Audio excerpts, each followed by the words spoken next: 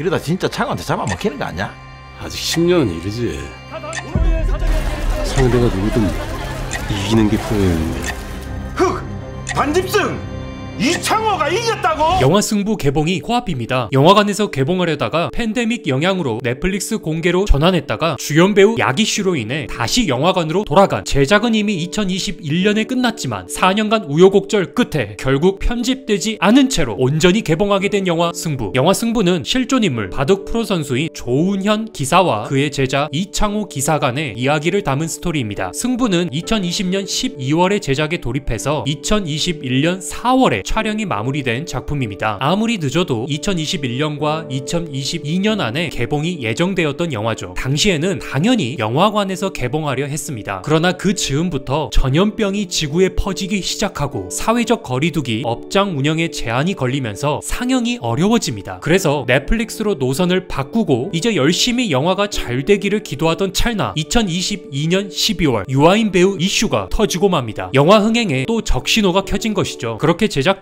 영화 승부를 결국 2022년 안에는 개봉시키지 못했고 촬영이 끝난 지 4년이 지난 2025년 3월 26일에 드디어 개봉하게 됩니다. 그런데 갈아탄 노선인 넷플릭스가 아니라 다시 영화관으로 돌아갔는데요. 이 또한 유아인 배우 재판이 진행되고 있어서 넷플릭스에서는 영화 승부의 공개를 보류했기 때문입니다. 영화 제작진 입장에선 이미 촬영 끝난 지 3, 4년이나 기다렸는데도 공개하지 못한다는 것은 예상치 못했던 일이고 동시에 수익적으로도 좋지 않은 상황입니다. 다만 김영주 감독은 플랫폼을 결정하는데 감독이 할 수 있는 게 없는 구조라고 한 적이 있는데요. 영화에 걸쳐진 수많은 회사들과 투자자들의 논의 끝에 마냥 기다리지만 말고 극장으로 다시 선회해서 개봉을 서두르자는 결론이 난 듯합니다. 감독은 비즈니스는 영역에서 서로의 입장차가 있다면서 감독 입장에선 애초에 극장 개봉 목표였기 때문에 기쁘다라고 했기 때문에 제작진은 영화관 개봉하는 것에 대해서는 오히려 반기는 분위기입니다. 그럼 궁금한 부분은 유아인 장면의 유무가 될 것입니다. 주연급 일지라도 논란이 있던 배우의 분량을 전부 정정 삭제할 것인가, 아니면 다소 불평이 있더라도 작품을 손대지 않고 개봉할 것인가. 제작진은 결국 후자를 택했습니다. 영화 승부에서 유아인 배우가 맡았던 역은 실존 프로 바둑 선수인 이창호 기사입니다. 주연인 조은현 기사의 수제자이고 스토리가 조은현 기사가 제자와 경쟁하며 다시 성장하는 내용이기 때문에 유아인 배우 장면을 전부 드러내버리면 상영 자체가 힘들 지경이죠. 그래서 해당 영화는 두 가지 입장으로 나뉠 것입니다. 아무리 주인공이라고 하지만 투약 혐의가 있는 배우를 스크린에 거는 게 말이 되느냐 하는 입장, 그리고 비록 범죄는 용서받지 못할 짓이지만 제작진이 그걸 알고 영화를 만든 게 아니다, 또한 분량을 많이 차지하는 유아인 배우 출연신을 전부 걷어들이면 작품성이 크게 훼손되고 이는 관객의 불만을 부르게 된다. 그래서 죄는 죄대로 영화는 영화대로 보자 라는 입장, 이렇게 갈리게 되겠죠. 그래도 제작진이 아예 눈치를 안 볼 순 없었습니다.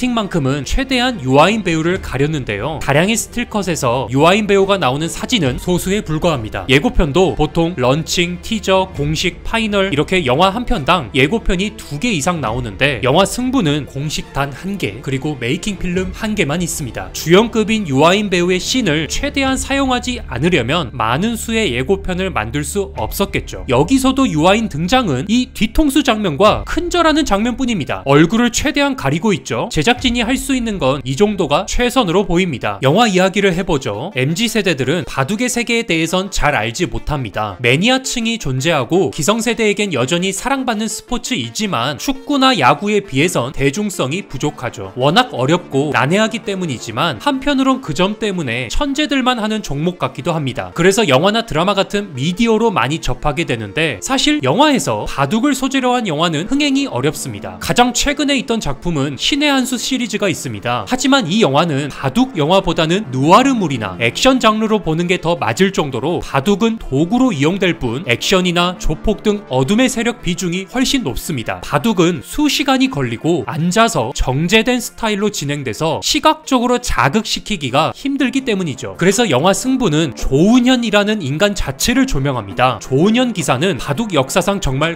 돌출한 인물이지만 특이한 이력은 제자 이창호와 대결입니다. 최다 연속 우승 기록, 한국 최초 구단, 국제기전 그랜드슬램 등등 바둑에서 딸 수 있는 타이틀은 다 따버린 그이지만 신기하게도 훨씬 어리고 친아들 마냥 키웠던 애제자 이창호 기사에게 패배하기도 합니다. 보통 나이를 먹으면서 전성기가 지나가기 마련인데 조은현 기사는 제자에게 지고 상대적으로 나이가 차버렸지만 담배도 끊고 등산을 통해 체력을 키워서 만 50세 나이로 다시 국제대회 1위를 거머쥐며 부활하기도 한 정말 흥미로운 커리어입니다. 이렇게 드라마틱한 인생이기 때문에 영화 승부는 이런 조은현의 인생을 나타내면서 그가 위기를 겪을 때 어떤 감정을 느꼈고 극복하기 위해서 무슨 생각과 의지를 표명했는지를 시청각적으로 잘 표현하는 게 포인트입니다. 예고편에서도 구조를 볼 수 있습니다. 시작하자마자 세계대회를 휩쓸면서 기뻐하는 조은현의 모습, 바둑신동 이창호를 만나 제자로 들이고 결국 사제간 대결이 성립되어 이창호에게 조은현이 패배, 좌절했지만 부활하기 위해 노력하는 장면, 그리고 이창호에게 다시 재도전하는 듯한 장면까지만 예고편은 보여줍니다. 그 다음 이창호와 승부와 결과는 본편을 통해 확인하라는 거겠죠. 승승장구하며 잘 나가던 주인공이 아직 약하다고 생각했던 적에게 패배하고 좌절하지만 열심히 노력해서 다시 그 적과 싸운다는 전형적인 주인공의 성장 스토리지만 여기선 그 적이 다름 아닌 자신과 함께 살고 지내는 제자란 점과 그리고 조은현, 이창호라는 실제 바둑 기사들이 모티브란 점, 이 두 가지가 영화 승부만의 특징입니다. 특히 이 부분이 눈에 띕니다. 덕분에 너도 요즘